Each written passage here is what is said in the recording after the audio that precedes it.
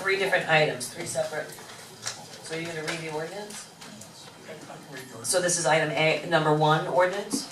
Ordinance 2016-01, City Commission of Lake Worth, Florida, annexing the property located approximately 200 feet west of the northwest portion of the intersection of 10th Avenue North and Balboa Road, being more fully described in Exhibit A, providing for amendment to the corporate limits of the City of Lake Worth to include the subject property and the official boundary map, providing for advertising, providing that this ordinance shall be filed with the clerk of the Circuit Court of Palm Beach County, the County Administrator of Palm Beach County, and the Florida Secretary of State, providing for repeal of all ordinances in conflict, providing severabilities, and providing for an effective date.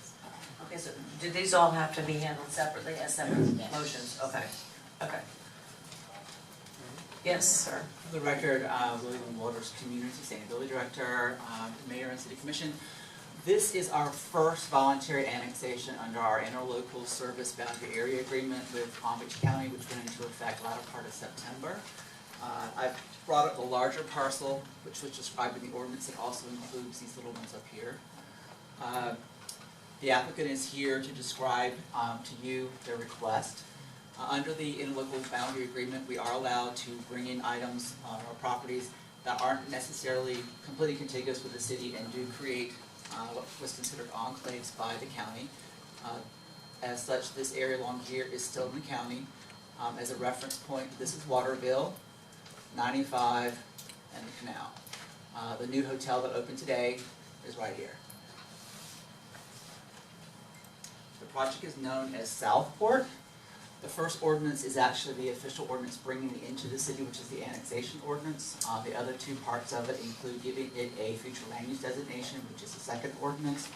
And the third ordinance actually gives it a zoning classification, which will be mixed use west, which is similar to the properties across the street and within our future land use studies that are in the comprehensive plan of the City of Lake Worth. The future land use map will be changed and shown as mixed use west as well. And I can try to answer any other further questions you might have, and the applicant's here as well. It is fairly straightforward, and there's not a project associated with it yet. We do anticipate a submission of a project sometime early in the year. Okay. Because this item has three separate measures in which to be voted on, are we allowing public comment on the three different items, or one that will umbrella all three? But they're gonna have to be voted on individually, so you would need There's comment. three separate, Okay, three yeah. separate items. Okay, And the first one is the annexation, proposed annexation, okay. which is the card you have there. Which I need a motion on first. Yes, ma'am. I'll entertain a motion. So moved. I don't know, it was a tie, I don't know who was first, who was City second. Commissioner Amoroso. Okay. Motion by Commissioner Amoroso, seconded by Commissioner Meyer. Up first, Rodney Romano. Welcome, sir. Thank you. Good evening, Mayor, Mr. Vice Mayor, members of the commission. First, thank you for your dedication to public service. I've heard it can be an extraordinary.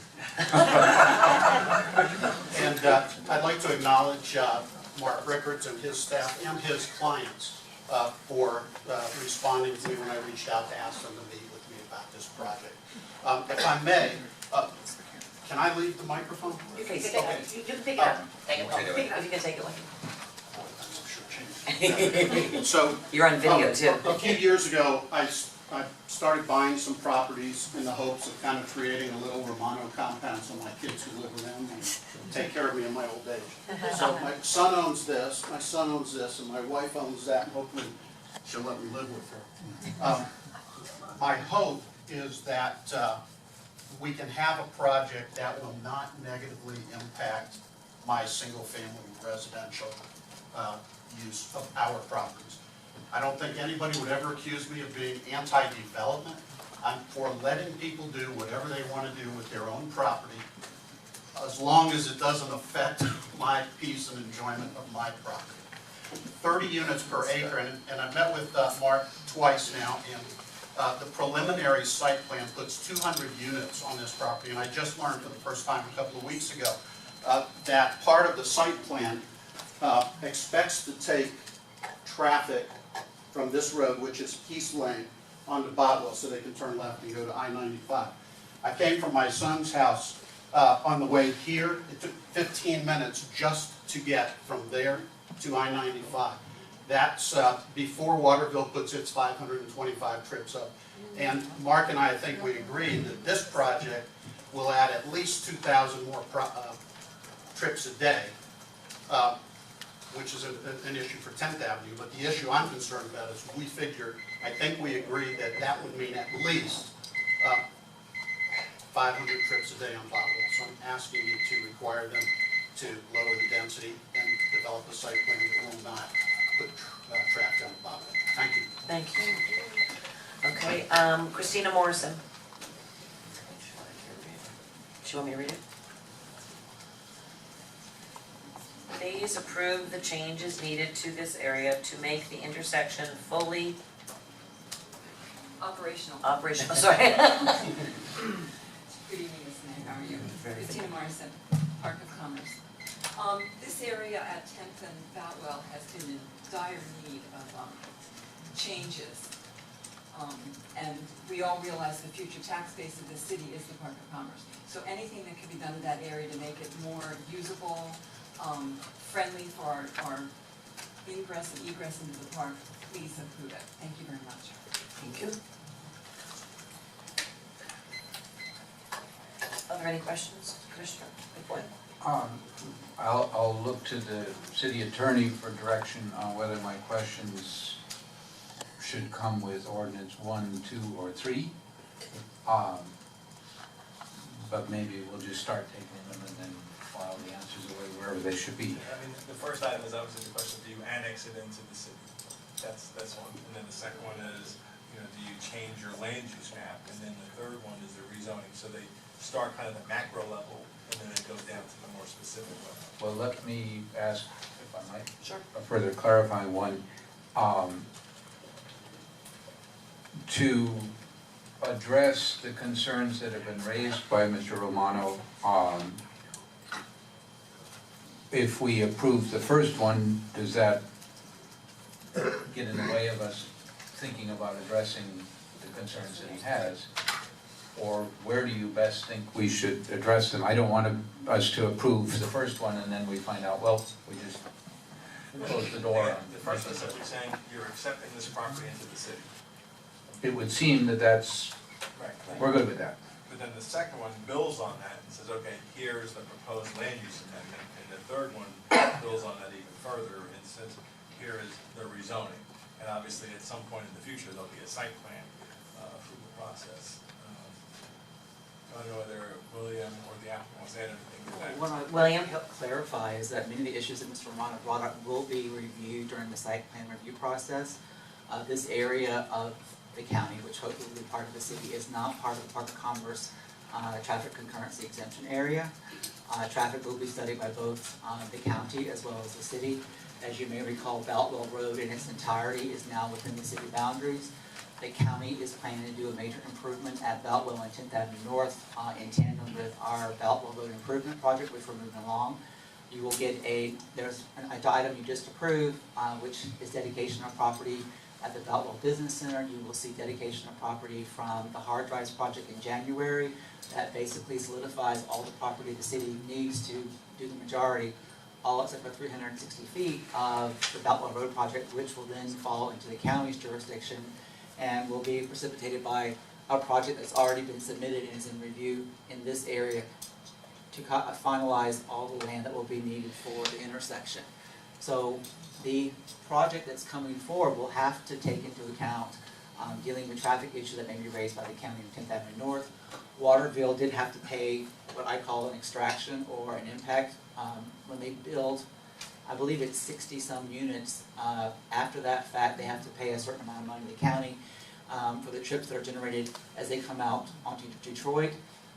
Their number here, I think, is 75. I may have that number wrong. I think it's 75 townhomes.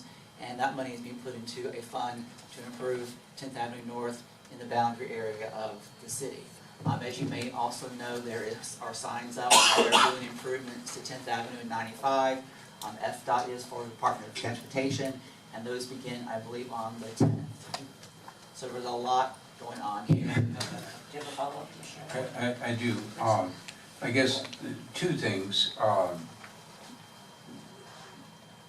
The first one, I guess, is I am sympathetic to the concerns that former Mayor Romano raised, that You know, we're all for development, but you need to balance different things there, and that is a very interesting area it's, I think I've been on that road a number of times.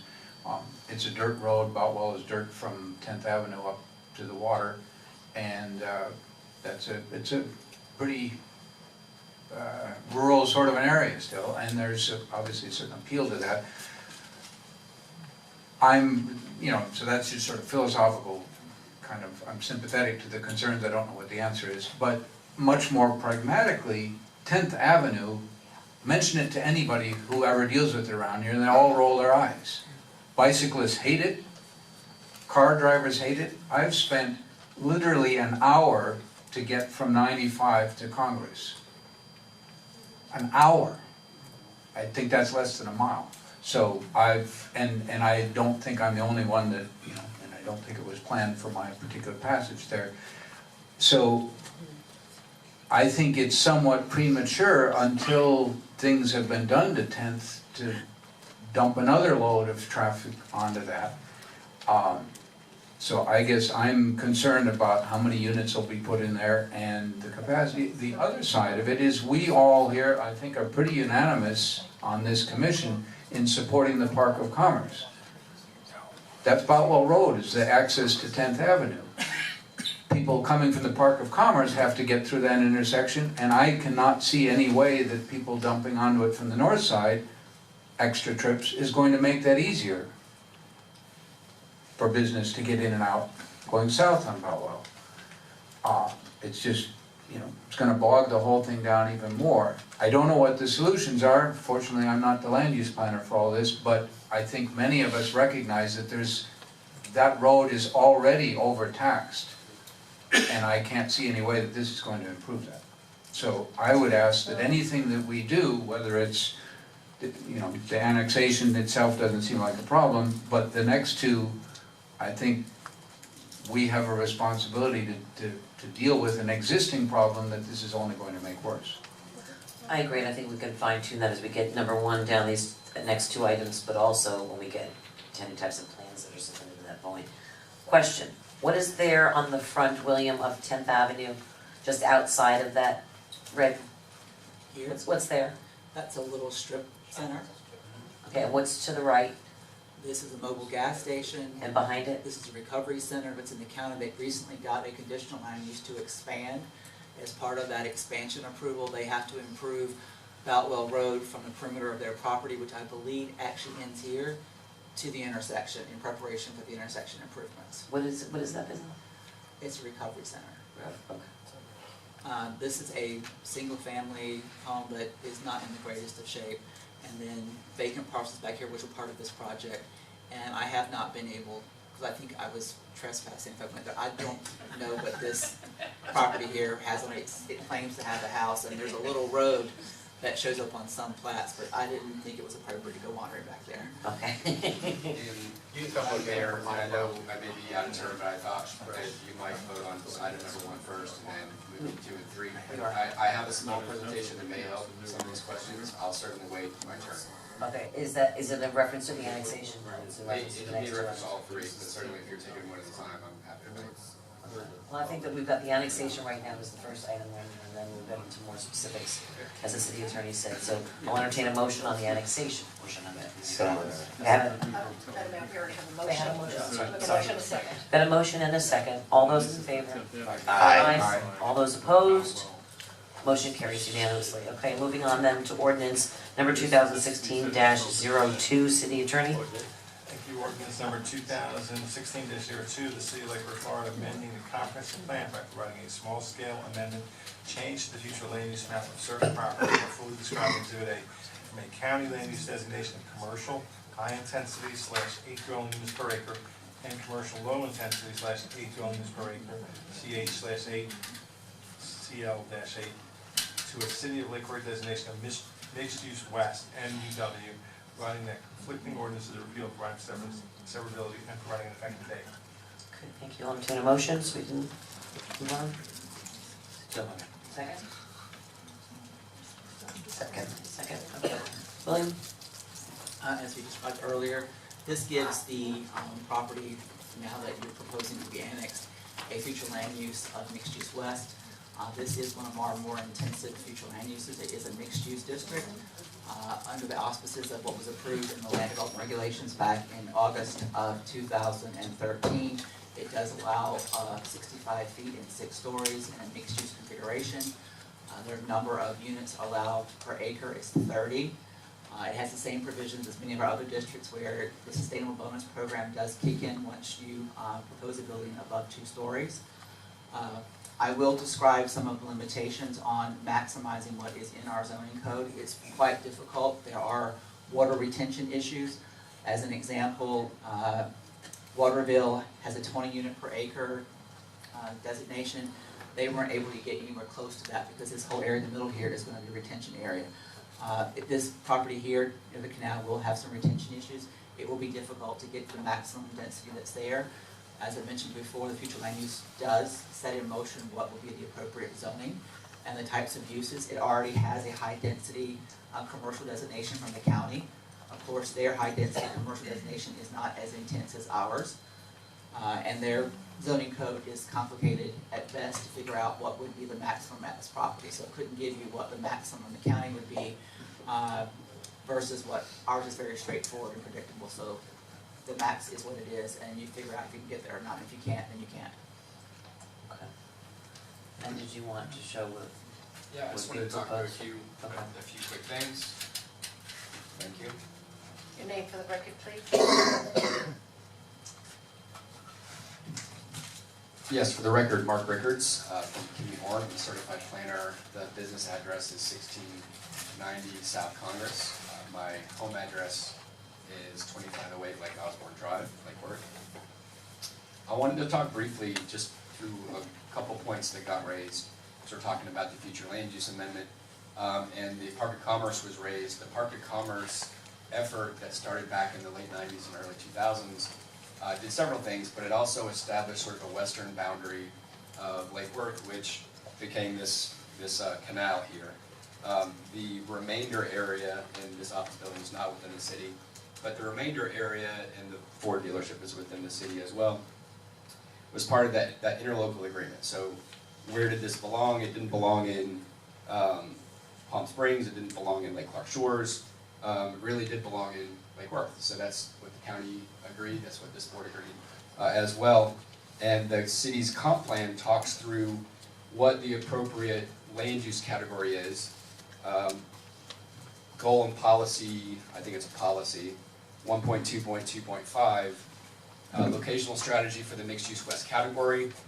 It says the mixed-use west land use category is intended for mapping areas from the westernmost city limits, which is where I am, eastward to 95, adjacent to the Park of Commerce, where the existing land use pattern is characterized by a high proportion of land, either vacant or with marginally useful structures, that has a good potential for new retail, office, commercial, and high-density multifamily development. So that is exactly what this parcel assembly should be understood as. Perfect locational strategy for the mixed-use west category. So we're asking for, so just briefly, and then I'll reserve time for comments if the board has any questions for me or my client. The neighborhood. So this area in yellow here, subject site. Area in red is really commercial lands. We have a shopping center here. We have a shopping center here. So the Chase large office building is here. Multifamily, very large Ford dealership. And I didn't cross the street to the south side of 10th, but we also have a hotel which opened today. And you have, in a limited manner, some single-family homes. I left this gentleman out because, from what I understand, he's trying to market his property at a price that really puts him in a commercial category. It's not really a single-family price that he's putting on the market. So my comments really pertain to two things. One, this melting pot of uses, which is on the north and south side, east and west of Boutwell, is exactly right for the mixed-use west category. And the current code actually provides some great buffering for this type of situation. So a very, very similar site plan situation that I was involved in is the Wood Spring Suites Hotel, which you see here, next to a gas station, next to a shopping center, next to a mobile home park, and also next to 3 single-family homes. And there's no special consideration needed. We had adequate buffering. Site plan process in the code works really well to protect single-family property owners. They do that both with the lighting standards that prohibit overspill into the residential property. Also with your staff's high regard for protection of these kind of uses, single-family homes. It's a good example of what happened just south of here, across the street. It's a good example of what we would do as well with the site plan that we would submit. Now, we have not submitted a site plan. We would do that in the next quarter, probably first quarter of 2016. But what that site plan would do, first of all, is look at these northern and northeastern boundaries. We proffered a letter, which it was Friday, so I'm not sure I made it to your packet, but we proffered a letter to Mr. Romano as well as the Community Development Department talking about a 20-foot setback, an increased setback on the north side, a 50-foot setback here on the corner, where it directly abuts Mr. Romano's property, and a 20-foot setback here where it abuts single-family residences. That's in excess of code requirements. It's something that we'll live with.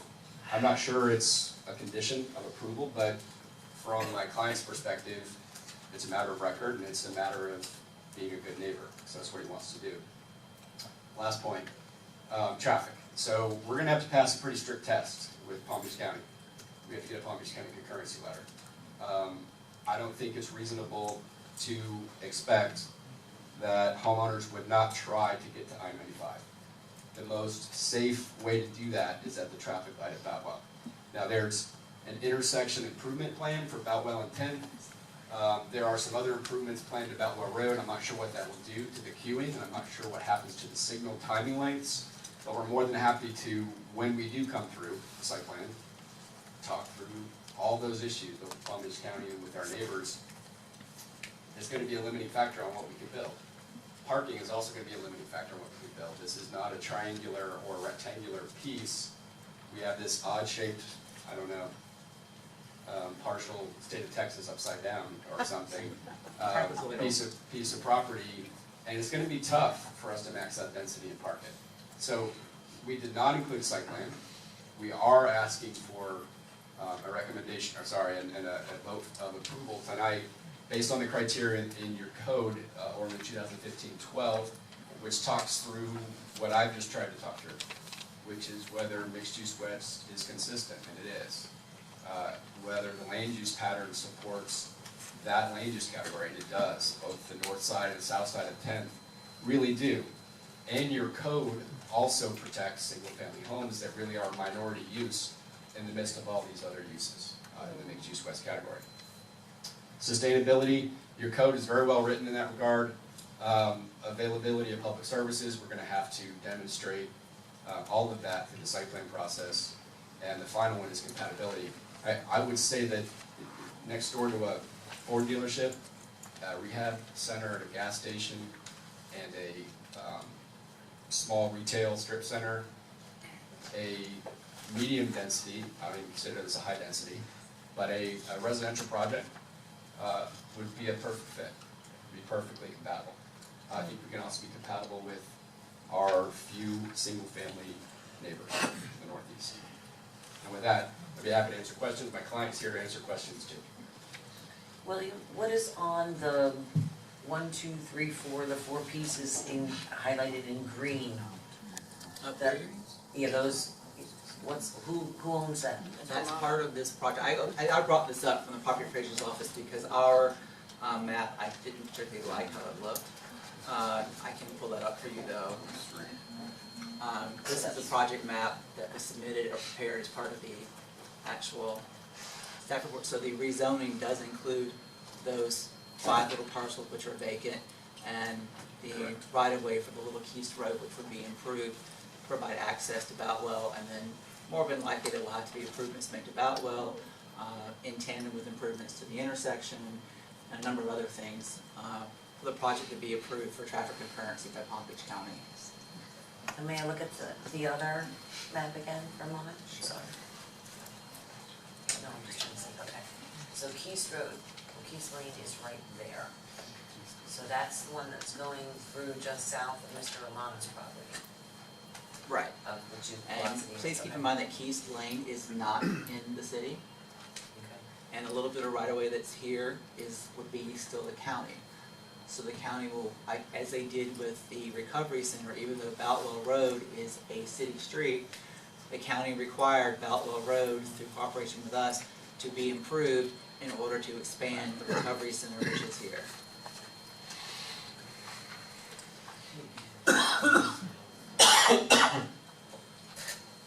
And there's no way, once you build it, what are the rules as to how many egresses and egresses you need from a project of that size in and out of that?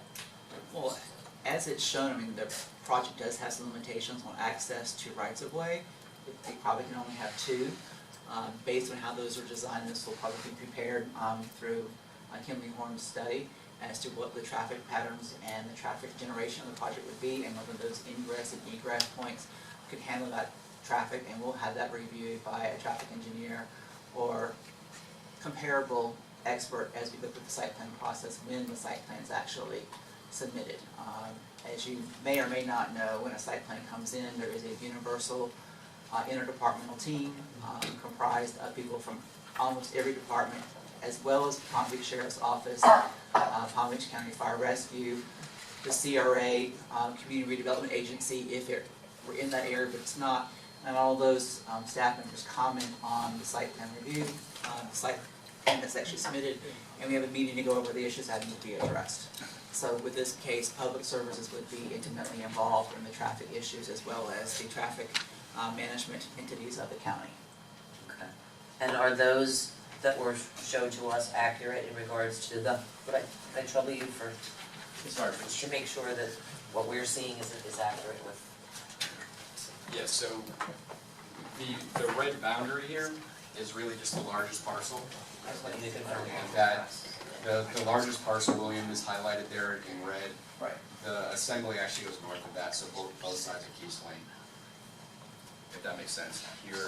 Here's the parcel up to Keast. This is the same footprint, by the way, so it's the same parcel map. These are the 5 parcels in a row here, north of Keast, which are vacant. There's some homeless folks there, but that's not a big Just category. speak into the mic, sir, we live streaming. Yes, I just said in the parcels are vacant. There's some homeless folks living there, but that's not a use category. And the Yeah. bottom map is, wasn't there one more? So, on that same size? No, the one underneath this one, to see. Sorry, oh. Yes, I was just, this is the same boundary, it's just